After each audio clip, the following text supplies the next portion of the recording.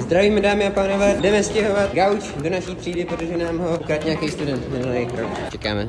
Jako čekáme? Už přicházejí tady další. Je levná pracovní síla.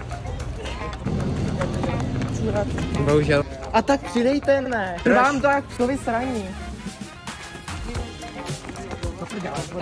Čekej, někdo musí získat roli kameramana. Tam tady woman. Woman. Míšo, budeš odteď kameraman.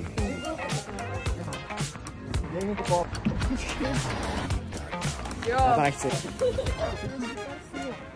Stávej.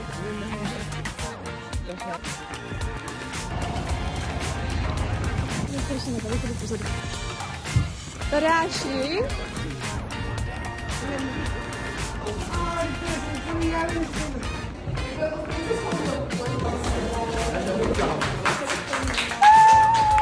Luky, rozdali jsme to.